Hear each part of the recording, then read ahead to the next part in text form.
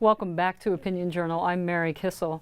The Reverend Jesse Jackson in these last days has called for the United Nations to intervene in the wake of the George Zimmerman verdict. Is that a good idea? Assistant Books Editor Sohrab Ahmari joins me now. Sohrab, you watch the UN very closely. Why involve the UN? What's the thinking behind this kind of request? Well, actually, Reverend Jackson has a long history of being a part of actually, you could call it a movement of progressives who are determined to win, every political battle or every judicial battle.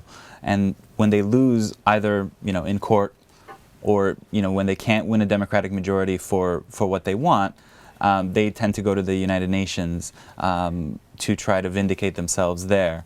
It's not that effective. In other words, if they go and complain about the Zimmerman verdict or about stand your ground laws, it's not like the Navi Pillay, the UN Human Rights Commissioner, can actually change Florida law. Yeah, she can't change Florida law, but doesn't this have an effect on the perception of the U.S. in the world? If you have an agency like the UN coming in and criticizing us over and over again, or not? It does. That's why it's problematic. Look, reasonable Americans can disagree about the outcome of the Zimmerman trial. Reasonable Americans do disagree about whether or not we should have those stand your ground laws at the state level, but those are decisions that we've made as a sovereign polity, and that Florida, as a quasi-sovereign, the state of Florida, can make on its own. It's a bad idea to allow the UN to do that, because this sort of hectoring, the moral hectoring that they do, eventually it gets to judges, legislators. They're like you and me.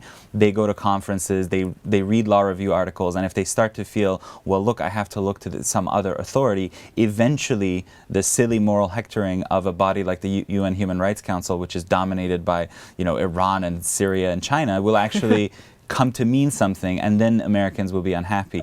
And even Reverend Jackson shouldn't want that.